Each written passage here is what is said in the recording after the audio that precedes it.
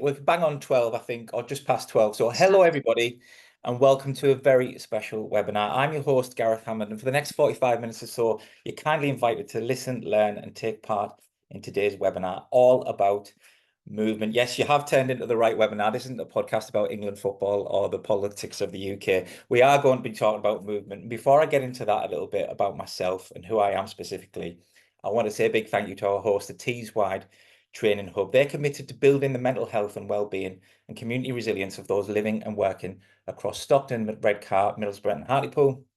The aims of the hub are to increase the mental health knowledge and skills across a range of settings and professions in Teesside, and to train organisations most likely to come in contact with those at the most at risk of poor mental health, and to provide support to organisations effectively building the training capacity and utilise the knowledge and skills within the role to continue to develop. And I'm really thankful for their capacity to be able to put on today's webinar for you all, whether you're watching at home, whether you're at work or pre-recorded. This will be available to watch at a later date should you want to come back to, or should you have any other queries or questions you'd like to relay. We do have a Q&A function in the chat, so I would encourage you to use that should you have something to offer. Due to the length and nature of today's webinar, we might be unable to answer all of your queries whilst online, but we do have a moderator looking at the Q&A, so that if you have a question or a query, if you do relay the specific speaker that question or query is to, we'll ensure that they get that message in due course. So our speakers today, we've got a great lineup. Firstly, we have Joe Linton, and he's a wellbeing coach, and he's going to be discussing improving mental well-being, which I'm really looking forward to. Next, we've got Terry Doyle. He's a mindfulness and Tai Chi coach, and he's going to be discussing the Chinese proverb, be still like a mountain and flow like a great river. I should put my teeth back in. That sounds really fascinating. Next, Lorna Routledge, active forest coordinator at Gisborough Forest, and she's going to be discussing the Feel Good in the Forest programme and why being outdoors and connecting to nature can improve people's well-being. And I'll let her explain a little bit more then. We'll be finally rounding off with Richie Andrew, who's a health improvement specialist, public health teas, and he's got a short presentation to describe the why and what around a proposed wellbeing pathway development for the South Tees area to support better individualised and self-determined needs to better support people's wellbeing improvement and prevention of mental and physical ill health. If you decide you want to get involved or want to know a little bit more, he's going to be sharing some links at his presentation. So a little bit about me before we get on to our first speaker. My name's Gareth Hammond. I set up Kino Heart, which I say is a company I set up 2 years ago, Videography for All, to break down barriers to entry of health, exercise, community well-being. I understand that as a neurotypical white male, I still had anxiety about going to gyms, going to health services, going to sports club. Even with all of the advantage that I had in life, I still found it difficult. Now, if I find it hard, other people must find it hard as well, recognizing that there are barriers to people accessing things that are good for them. So I set up Kino Heart Videography as an answer to that, to be able to show through the use of video, the inside of services, the people using the services, and getting to know the people managing those services. So if you're to go to a place for the first time, you'd know the people that work there. You know where you need to go once you cross the threshold of the building, and hopefully reduce anxiety as a first-time user. That was even more pertinent in my previous life. I was managing care home for people with autism, learning disabilities and challenging behaviour. And for the previous 10 years, I've always wanted to advocate for their right to a normal life, which includes accessing services for physical and mental health. And I'm very pleased to say that after 2 years, Kino Heart is still there promoting charities and community interests in Hartlepool and further afield. Alongside this, I've been a keen amateur athlete in the past, playing football, rugby and basketball, lots of other sports, and I understand the dedication and commitment it takes to achieve those results in those sports, as well as the positive feelings of emotion, connection and achievement I had when I played those sports as a youngster. I remember watching those who didn't enjoy sports falling through the gaps at PE, as the PE teachers gave their full effort and energy to those who are likely to achieve and excel. And that prompted me to go to university to become a PE teacher and ensure that sport should be there for all ages and abilities and open to everyone. It was through my videography business that I then set up Kino Sport, a YouTube channel that's specifically for amateur sports teams in the Northeast, highlighting the fantastic efforts that have gone into achieving their own excellence. Now, that's enough of me. I'm really looking forward to our first speaker, which is Joe Linton. He's got a little presentation that he's going to share with us. So, Joe, it's all yours. Take it away. Perfect. Right. I'm going to try and share, if I can remember how, because it seems to have gone. Oh, there we go. So please, if it doesn't work, I'm just going to bring up the right screen. If it doesn't work, please tell me. But I'm not the best with tech, so I'm just bringing it up now. Share screen. Can everybody see this? Can you see that on the webinar now? We can. That's great, Joe. Yeah. Perfect. Right. Excellent. Well, I'll just dive in. Let's say 8 minutes. I like talking, but I'll do my best. Well, I'm Joe Hilton. So I've got two companies, Semester Student Planner and Growth Planner Company, which is essentially proactive wellbeing and personal growth for either students or organizations. And that's the key term here for me. So whenever I talk about wellbeing, everything that we try and teach, whatever method it might be, is all about being proactive. We are not saying we're the only solution, because we're not. I believe all therapy is equal, whether that's counseling, support groups, proactive tools. There's loads of different elements to it. And I always say there's no one size fits all, but our whole approach is about being proactive. And movement and exercise forms a huge part of that for me. And I'm a massive advocate for movement, and it was great to see that it was the core theme this year, that it was about movement, and it's just so vital for well-being. Now, I'm going to split this into two types of talks. So the first one, it's the daily stuff that we can be doing, and then I want to leave people with something to think on as well, and share my story about how movement and exercise being so pivotal for me. So the first one is movement and exercise is a non-negotiable for me. Now, what I've come to realize over the years, I struggle with my mental health if I don't get the opportunity for movement. So in my daily journaling, because journaling is I'd probably say there's two things that are most important for me for my mental health. One is journaling, the other one is movement and exercise, and they sit hand in hand. So something that I put in my daily journal is I incorporate some form of movement. Now, what I often say to people with this, it's all relevant to the individual.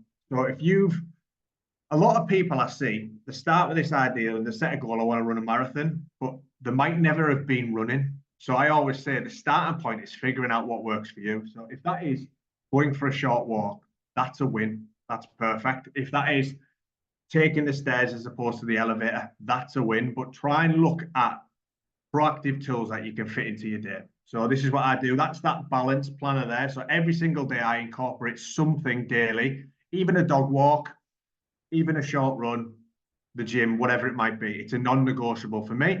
You can see my camperman there. I know Lorna will touch on the benefits of the outdoors. I'm a huge advocate for the outdoors. I love it. It brings me peace. It's a place I go where I can journal, and it's also a great place for movement, getting into the quiet, getting with your thoughts, and just being outdoors. It's huge. It's absolutely pivotal to well-being. So for me, on an individual level, it's journaling, it's making these goals, it's setting these things in place. But one other thing which I think is so vital, and I've realized this myself a lot, particularly over the last week, because I've been through a bit of a personal challenge. I went for a beach walk with one of my best friends. We walked for a good hour. That was incorporating movement. We felt good. We were outside, we were in nature, but also it was massive talking therapy for me. So I'm a big advocate for being vulnerable and sharing how you feel. And me and my best friends, we go for walks now. We go into nature, and some of these guys are what I would say is rough and ready lads. They've made mistakes in life. They've been to prison, they've been to jail, and we go for walks down the beach now and we talk about how we feel. And it's totally normal.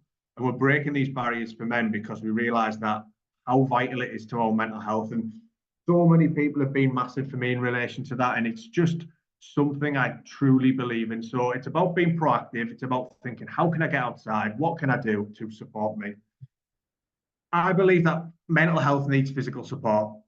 There's a great quote there by Jim Carrey. I won't read it out, but just let's have a read on it. But it's this idea of depression is legitimate. I fully know this. I've been there myself. And I'm not saying putting some blueberries on your porridge is going to fix a mental health crisis. I'm not saying going to the gym is going to fix a mental health crisis. It's not. But one thing I always say is I've never, ever left the gym or went for a walk or been on my bike and finished and thought, oh, I wish I didn't do that. I've always felt better as a result of it. And it's why it's so pivotal to what I do and why it's so important in terms of my routine. So this is why I was so happy to see movement included as a proactive tool, because it is massive. So just think about yourselves and think, what can I do to improve my movement, and what can I do physically to support myself, because it'll help you feel good. Another great tool I learned, I work with a lot of people, and one of the most common barriers I hear to habits is always like, I start and then I stop. And with exercise, some people have set all these goals and these great intentions, and then after a week or so, they drop them, and it's totally normal. There's loads of things we can do for habits, but one thing that has worked for me hugely with movement, I heard this line before and it's always stuck with me, is I don't need to do this, I get to do this. And my partner thinks I'm mad, but I genuinely have a smile on my face when I'm exercising, because I just love moving the human body. And sometimes I might not be feeling like I want to go for a big run or I want to do something huge, but I'll just go for a walk and I might do some breathing exercises or just take in nature, or just love the fact that I get to move my body. So that's how I look at exercise. I don't need to do it, I just get to do it. And that's a joy for me. But what I'd always say is a starting point. If perhaps you're not physically active, look at some small, tiny little changes that you can incorporate into your day. So walking meetings, I'm not a huge fan of Teams. So if anyone's ever open to going for a walk as we talk, I'm all down for that and I'll happily do it. Parking your car further away. So if you go to the shops, rather than parking right next to the door, park it a little bit further away and get some steps in. A lot of shops have elevators now, and I understand for some people it's not an option, but if you do have that option, take the stairs and look for opportunities where you can incorporate steps into your day. And like I always say, smile when moving. I know that seems a little bit strange, but exercise is so joyous to me that I just love it. It is something that I've come to fall in love with. And it's just, I get to do this. I don't have to do this. So as a starting point for people, first part, if you're not physically active, what small things can you do to get more active? And please, if there's any questions, put them in the chat and I'll see them when I'm finished. I'll reach out to me and I'll happily give you some tools to support you. And now the second part, something that I've realized in the last week, particularly, been through a bit of a personal challenge. Richie's aware of it. I fell back into an old habit. I'm learning from it. I don't want to go back there, but it felt like a real kick in the teeth, because 2 weeks ago, I completed a 100-kilometer ultra marathon. And every single year I do something which really pushes me. So in the last number of years, I don't mean to sound arrogant when I say this, I'll get to why I do it. But over the last 5 years, I've done a challenge every year. So the first year I did Roseby Topping 30 times in 24 hours for charity. Then I ran the David Goggins 4x4, where I run 4 mile every 4 hours for 48 hours. I did back-to-back marathons in 2 days. And then recently I did this 100 kilometers.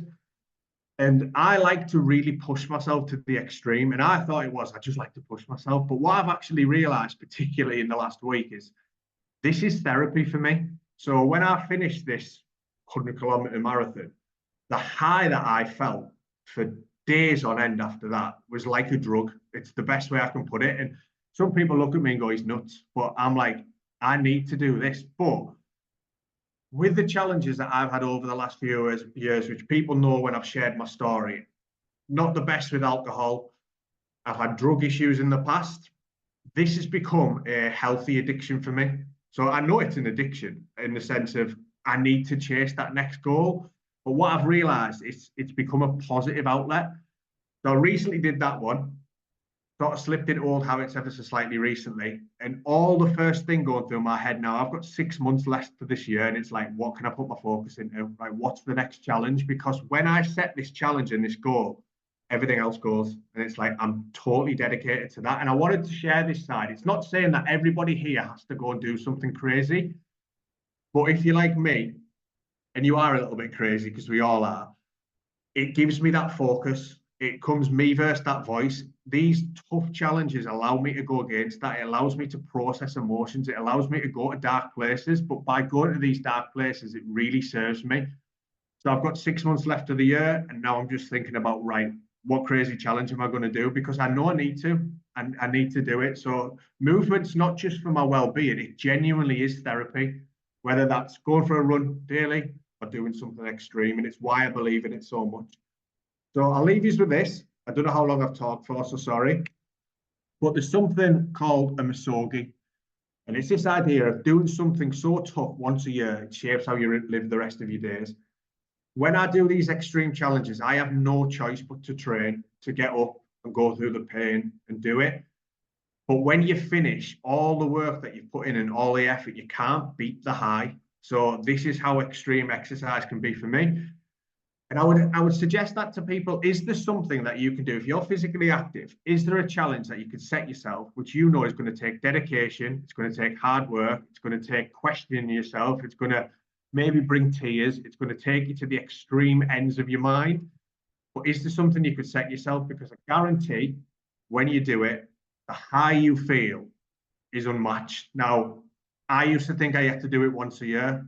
I think I'm probably going to have to do it 2 or 3 times a year because I know by doing these challenges, it keeps me away from things that I don't want to do. So two different extremes for me, and both are great, by the way. If you've never done any exercise, start as small as you can. Get the stepper out in front of the TV, incorporate it when you're watching TV. Movement is great no matter what you do. Just think about how can I get steps in? How can I move my body today? Is it stretching? Is it touching my toes? Is it going for a short walk? Anyone to me, I see trying to incorporate movement and better themselves. When I go into the gym and I see people who you can see, I know how nerve-wracking it is for people. I've seen it with my partner. I go in and I see people in the gym, and I learned this in a workshop once. It was the last thing I'll stop talking. A lady called Sharon said to me, she was like, there's a reason there's gyms in the mirror, Joe. It's because everybody's looking at themselves. And I think it's true. When I see people in the gym trying to better themselves, it puts a smile on my face because I think fair play to you, fair play to you. So whether that's your first step into movement, give yourself a pat on the back. Whether it's taking your first steps, whether it's on a step or whatever it might be, that's movement. That's a win. Do that. Or whether you want to go totally nuts like me, that's fine as well. Reach out to me, tell me what challenges you're doing, and we'll do them together. But yeah, that's why movement's been so important for me. So that's that. Please reach out to me. Ask me any questions. I'm on LinkedIn, Joe Hilton, or you can reach out to me on Instagram. I'm Joe Hilton PD. But yeah, please do not hesitate to get in touch because when it comes to well-being, I talk about it all day long. But yeah, thank you for having me. That's an absolutely great message, Joe. Thank you so much for that. The fact that we success is relative to each individual, and your success is different to somebody else's, but it doesn't make any difference. It's still fantastic to have that achievement. Great. Next, Terry, which a slightly different tack, but equally as interesting. Yeah, take it away, Terry.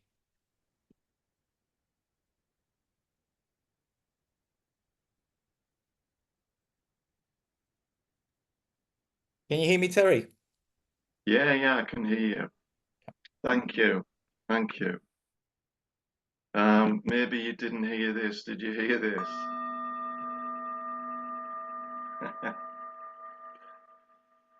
So, yeah, that was an interesting presentation from Joe. Very interesting. I enjoyed listening to that, Joe. Thank you. And hello, everybody. So, for those who don't know me, I've been teaching Tai Chi for about 30 years and breathwork, Qigong. And I got into martial arts before that, and I've always been into sport and played football to a decent level when I was younger, and run football programs with lads in and out of prison and what have you over the years. And I love movement. I just love movement. Um, but interestingly, I don't believe in going to extremes. Um, we're all different, and it's good that maybe I'm following on from Joe because I've found that balance is the key to health. I think we can be very physically fit, but not necessarily healthy. This is in my own direct experience. For instance, when I was younger, I used to go to extremes. I used to play football about 5 times a week, go to the gym. I was a competitive martial artist. I did all kinds of things to extreme, drank like a fish and all the rest of it. But I became ill, and the coping mechanisms that traditionally I had no longer worked. I had to find new ways, and paradoxically, it was through stillness. My body was forced into stillness because I'd pushed it so hard. And I think if we push and push and push and push, then something's got to give. Interestingly, there used to be a marathon runner called Liz McColgan, and I read an interview with her. She was an incredible athlete. She could run marathons at record time and stuff, but she didn't consider herself to be healthy because she pushed her body to such extremes. So she only had 1 or 2 periods a year. So although she was incredibly fit, her body wasn't healthy. Her body was suffering through all the stress that she was putting because there wasn't enough periods of quietness, of stillness, of healing, of recuperation. So again, looking at that Chinese proverb, be still like a mountain and flow like a great river. So there's a lot of wisdom in that we can learn from. And be still like a mountain, what does that represent in us? We find inner strength. And paradoxically, often we find that inner strength through periods of inactivity, where we look at ourselves, we give ourselves the opportunities to reflect, to be still, to find our inner strength. And when we do that, again, in my experience over the years, I can flow better with life. I can engage better with life because I'm coming from a more centered space. So let's look at that again. Be still like a mountain and flow like a great river. And beautifully, I found that I can take that inner stillness into periods of busyness. So it doesn't mean that I'm not going to enjoy, more robust periods of exercise and stuff, because it can be enjoyable. But for me, that's the key, to enjoy something, to enjoy it. Because life can be hard enough without me kind of, in my leisure, recreation, look at that word, recreation, to recreate oneself, So we're all different, we all find our own ways, and that's great. Diversity is beautiful. There's another Chinese proverb that I often relate in my classes, and that is, flowing waters never stagnate, active hinges never rust. So again, this is singing the praises or extolling the virtues of movement. Flowing waters never stagnate. We all know that if we are like couch potatoes, for instance, we just stagnate. I can't be that person. I'm very similar to Joe in that respect. My body loves to move. But I do give myself periods every day of inertia, of absolute rest through meditation. And I can find meditation in movement as well through my Tai Chi practice, by being in nature especially. I love being in nature. I love being on the beach or on the moors or in woodland. Flowing waters never stagnate. Active hinges never rust. So our hinges, are our joints. So movement is key. If we keep moving our body healthily, then our body, all things being equal, is going to look after ourselves. Now, I think our body's a gift. Let's honor our body. Let's look after our body, because it's the vehicle through which we experience life. And our body is our vehicle through which we can communicate who we are with people in the world, and especially communicate love and share love and wisdom and learning and encouragement. I love what Joe was saying about, meeting up with his mates and all the rest of it. Now, our blokes now are being more vulnerable vulnerable, being willing to be vulnerable and share and open up and stuff.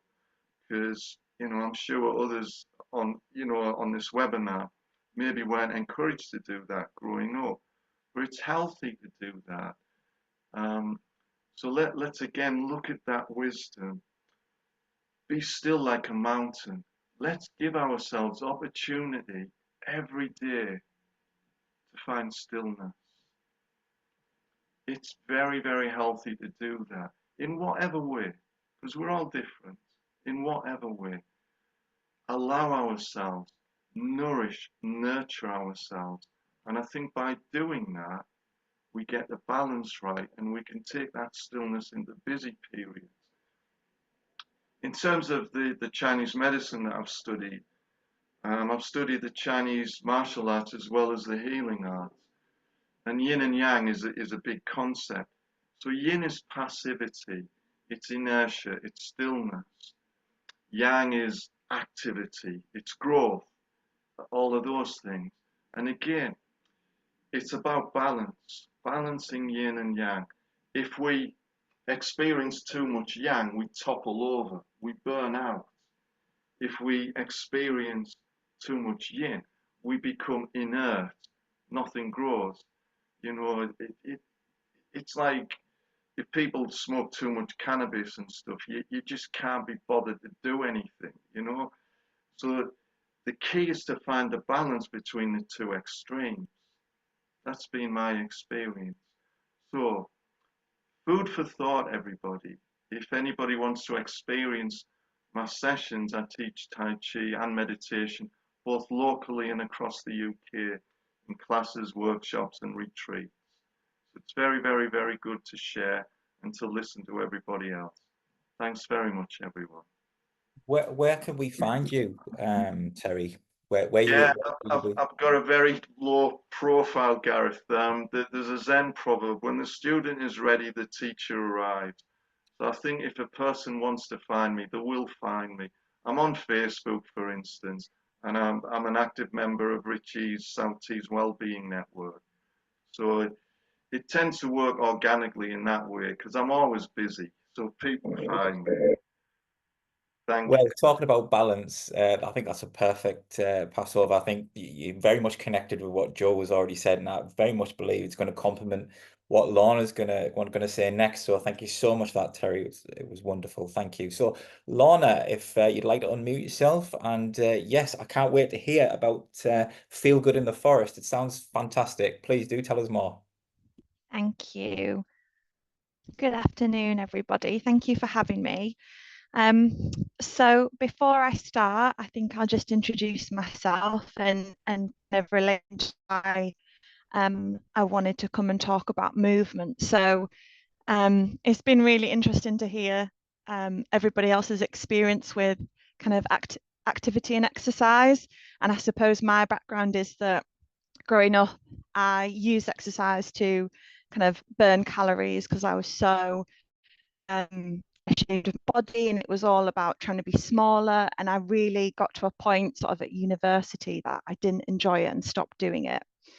And then realized that it would be a huge benefit for my mental health if I actually started to exercise again, and discovered the outdoors and discovered how amazing I could feel when I was just doing it for enjoyment.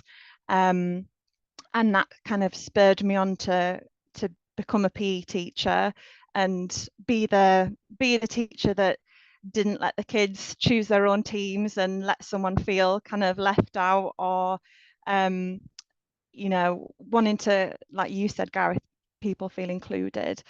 So that's been a big part of my kind of passion in my career as well, is breaking down some of those barriers. So that's a bit of what I'm going to talk about today. I'm going to kind of talk a little bit about why nature can add sort of even more benefits when we're talking about movement and activity. And then I'm going to talk a little bit about our actual Feel Good in the Forest program. So I work for Forestry England at the moment, and I'm based at Gisborough Forest, and that is where our Feel Good in the Forest programme is currently based. I'll also pop in that Terry is involved, so you can come and find him in Gisborough Forest too. So we know that we have lots of challenges, and I'm not going to kind of spend too long on those, but I think the one that I did want to draw people's attention to is that 1 in 6 of us are sort of experiencing a common mental health problem like anxiety and depression in any given week in England. And I think there are lots of scary figures, but that is something that through this programme we're really wanting to try and support and to change. So we feel, or I feel, that one of these solutions, and similar to what Joe said, is about how we can kind of empower people or support people to look after themselves and give themselves the best chance that they can through nature. And I think nature is a really great place to get some of these benefits from. So I've just put a couple up there. It obviously has lots of different sort of, sorry, I'll go back to that, but there's some, I'll just stop there, sorry. So there's just some more benefits there, and then I'll move on. Got myself a bit tongue-tied there. So the way that we are hoping to support, so Forestry England has lots of different sites, and Gisborough is our sort of green social prescribing site, but they are across the country. Where the biggest sort of land manager in the UK. And although not all of the sites have those social prescribing projects, we still have lots to offer. So we've kind of used this personalised care model to show that people can do self-led activities. They might need a little bit more hand-holding and have some of those in the middle of the pyramid that they can come and be around others. And the top pyramid is where Gisborough is focusing. We're trying to remove as many barriers as possible and just a little bit more kind of support in terms of helping people to get there in the first place as well. So these we can offer, and again, it is really about coming and not just experiencing nature, but having that kind of social element as well. So it's a great place to spend time with friends and family, and through some of our events and activities, meet others as well. So one of the things that we've got now at lots of different sites, and we have at Gisborough, is our wellbeing trails. And this is aimed at people being able to follow arrows along the trail, and they've got different activities around mindfulness and connecting with nature. There's also a journal that goes with that you can use anywhere, but if it's a really great starting point for wanting to just feel a bit more connected with what's around you, and slow down, as kind of Terry was talking about, to really kind of connect with yourself and with your kind of well-being. So something that I've been kind of reading upon a little bit recently is the nature connection pathways. So the University of Derby has been doing lots of research about this and put forward something similar to the 5 ways to well-being, which if we do these 5 things, it'll improve our well-being and our mental health. So they put together something around how we can connect with nature, and those things that, again, will increase this when we're in nature, and how we can do that. So the program as well is really focused on trying to include those nature connection pathways, and I hope I'll give you a couple of examples as I talk about some of the activities that we've done. So the aims of the program are to help support people be more active, get into the forest, whether if they've not necessarily been for the first time, and remove some of the barriers that they might be experiencing. So really trying to make it more accessible, and I think this is something that forestry are doing over lots of different places in the UK at the moment, but we've got a lot of work to do. So I'll just give you a little bit of a rundown of some of the activities. So they are aimed at 18 plus. And again, there is that movement and connection with nature. Those are the two main kind of parts to the different activities that we're sort of offering. So the activities are free. And the idea with nature journaling is really to connect with the nature around you, but also try and set people up so that they can then be independent afterwards. So give them the skills that how to nature journal, and also maybe provide them with an activity, a journal, some pens and pencils, so that they are encouraged to then go away and do that for themselves and have a bit more confidence to do so. So our Nurture in Nature activity was an outdoor fitness session that was sort of aimed at women. They could come together and kind of exercise and go for a walk. And we also paid for a bit of transport for them. So again, trying to remove some of those barriers that people do have it in getting to us. Walking photography, so learning how to use either a smartphone or a camera, and again, building that confidence to explore the walking trails and understand how to use your camera. So giving people skills to be able to then come back and do that for themselves. There's also like an exhibition where they can bring friends and family, and hopefully then again increase that social connection and get a little bit more activity in as well. So coming soon, Tai Chi with Terry. he's and then an introduction to archaeology and some volunteering opportunities. So all of these activities, there is movement involved in them, but it's also trying to make sure that we offer lots of different things, not just running, cycling, or walking through the forest. And again, as I stated earlier, we're really trying to kind of remove some of those barriers. So things like know before you go resources, things like videos where you can kind of see what to expect, where the parking is, where the toilets are, the people that you might expect to meet on site. And we've also got things like virtual forest videos, so people can go, and so the forest can go to people, sorry. So those are some of the examples there in terms of the journal, the podcast, and even some activities for sort of younger people to get involved in as well. So hopefully there's something there for everybody. And I think I'm gonna stop there. Thank you. Absolutely wonderful, Lorna. That's fantastic. I love how every positive activity can be free. Sometimes we do need reminders, so something as simple as doing the photography. And most people have a smartphone. We just don't think about it as we're walking along sometimes, and actually that can take your mind off the physical activity itself, as other people have alluded to as well. Movement doesn't just have to be for movement's sake. It can be a part of a bigger experience, which is fantastic. Lovely. Our final speaker for today, Richie Andrew, health improvement specialist at Public Health South Tees. He's just going to end our webinar today. Richie, take it away. Thanks very much. Can you just give me the nod when you can see the screen? Okay. Brilliant. Thank you. Right. So I just want to say thanks to everyone who's spoken today. I'm aware of all these pieces of work, and they're all fantastic. And when I hear people being honest about their own, not trying to do the perfectionist thing and sort of present themselves as the all-seeing answer to everything that comes, that's how it is, isn't it, basically?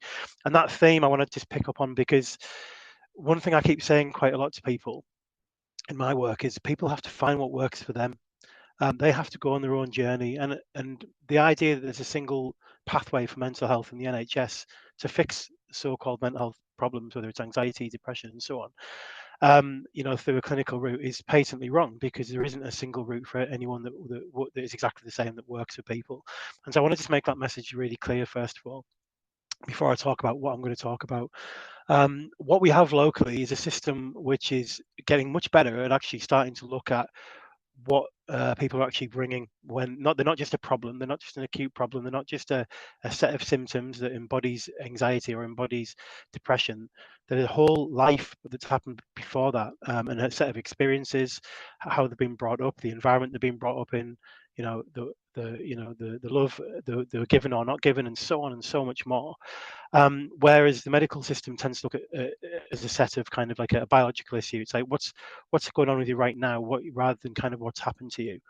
And I think like the fact that we're starting to see some really good examples of services who are looking at the whole person, and really focusing on empowerment is exactly what we need to do a lot more of. So my presentation today could be taken as being a little bit boring and a little bit systematic and about the system rather than individual service, but this is what I'm here to talk about, is a proposal for something called the Wellbeing Pathway. Now, at the moment, this is something which is very, very early stages. It's being proposed to try and get people involved around the table who have the power, who are leaders within their own organizations, whatever size organization it is, to start to make some bit of a change. And what I want to do is just very briefly show you 2 or 3 slides, talk you through the reasons why, some of the reasons why, just a snapshot of why we might want to do a wellbeing pathway, and then what it could start to look like, and then give you a link about, if you're interested in getting involved, how you can do that as well. And this is going to be an ongoing process. I don't think it's going to be, it's going to take months or years in terms of scaling it up if it happens. So if you are on board and you think what I'm saying makes sense, then please do get involved as well. I actually work for Public Health South Tees, so this might be something that can go Tees wide, and I'm completely open to that if I can work with colleagues in the north to do that. So if you are from the north area and you're still interested in getting involved, please do, because a lot of organisations work into South Tees anyway, who might be based within the North Tees area. So here's the why. The first thing is I want to say is that our current systems. So if you just think about, whenever I'm talking about the wellbeing pathway, just think about as an individual who has some needs, some of which they might not even be aware of themselves, that might not be causing them any pain. It might be causing them stress or emotional pain, but they're not aware of it. When I say about systems of navigation, it's about the types of support that exist out there and how people find that support that they need to get to. But what if people don't even know what their individual needs are? They don't even know that the trauma that they experienced as a child is affecting them now as an adult. If they don't even know how many comparisons to know that the direction of travel they're going, whether it's employment, whether it's education, has some sort of comparison that's going to have problems for them down the line, or that they don't even know how good or bad their lot is and that it's worth improving. And most of all, that people don't often know, they don't often believe or have a realization of their own potential, let alone kind of how to even unlock that potential as well. And this is what a wellbeing pathway would be about. So our current systems of navigation, you can go into directories, for example, you can find out what services are out there, but why would you go into a directory and even start looking if you hadn't even had the insight to know what you're looking for? So what we need is something which is more person-centered, a more trauma-informed pathway. And it is a pathway. It's basically a pathway should start with questions that ask the person, what is it that you would like to improve in your life, and which of those things would you like to start with? And so it needs to be individual, and because what service will do is we'll often ask the question, what's wrong with you? And you'll arrive and they'll have a set process of how you'll qualify for their service and how you'll be assessed by that service and what need is determined that you can have in 6 weeks of therapy or whatever it might be. And actually it should be way more up to the person, shouldn't it, in terms of those choices about that. So we need a pathway that is more person-centered. We don't have a wellbeing pathway in the area. And a wellbeing pathway can be something that can have lots of different features to it. It could have an assessment that can help people. It could have a supported assessment that means you sit down with one other person, like a social prescriber, and actually get advice about and have a conversation with someone about what's happened to you in your life and where you want to get to in your life and support you on those things. There's very little acknowledgement of empowerment and people's capacity for change, which is my personal belief is that most people are capable of way more than they A, believe themselves to be, and B, are currently achieving. And that's from my own personal experience and many conversations, and much more than that, listening and reading of many reports that talk to people with lived experience as well. So to summarize that, like our current systems don't necessarily meet individual needs. It's not person-centered. It doesn't take in people's trauma experience, and there's not that acknowledgement that actually people need empowering and have that capacity for change as well. So what else? Well, we need more things like relationships orientated pathways. So if you believe that people can be empowered and they can develop within their own potential, then you're looking to set up relationships with those people between themselves and others within their communities, and between them and other services, so they can navigate their own and start to take more and more control over their own lives. And for me, like, that's why I put the picture up there of kind of like, you plant a seed, a little plant starts to grow, and it's growing, it's being nourished by the soil, which is like the food you put in, the exercise you do, how strong your bones are. And actually, is it getting, for a plant, is it getting enough sunlight? Is it being watered enough? And for like kind of people, it's like all those different aspects of well-being that we need in our lives. But are we even aware of those things? Do we have our own personal like journey set out for ourselves? No. And actually, for a lot of us, we need that support to do it. We're not just a set of problems waiting to happen to be administered with a pill or whatever it might be. We're complex individuals who need a whole range of different supports. So we need to change the focus to something that's more individual and is addressed by a reform system. So the system should be reforming around individual needs, not a reform system that can better cater, that basically is about reforming for efficiency, which is what we've had for the last 15 years. We actually need something which is much more about reforming around individual needs. So how do we create a system which actually caters to that empowered model of individual needs? The other thing is, when we actually have lots of people taking part in a well-being pathway, it's possible we might get a lot of data back, for example, about what those people's individual needs are, what areas they live in, what streets they live in, what's going on in those areas, and actually start to move those systematic services into those spaces where people are needing them as well. So we don't have anything like that at all at the moment that gives us like a live view of what people's individual well-being needs are. And bear in mind, when I say well-being, it's everything from employment, education, environment, your finances, your physical health, your mental health, you name it. It's basically anything that affects how you're doing in life, how you're coping in life. This is like a very basic model, and it's, if you start at the bottom on this, I want you to imagine a universal offer. A person sat there, anyone can access it, and it would be a well-being understanding process. That could be an assessment, it could be a set of questions that someone asks themselves, and it spits something out the other end, which then they look at and make choices about what they want to start to improve. It's person-centered. It's designed around trauma-informed, about the right types of questions. If that person needs support to do that as an individual, on the left-hand side you see that little star, and it says enhanced understanding and support need, like a social prescriber.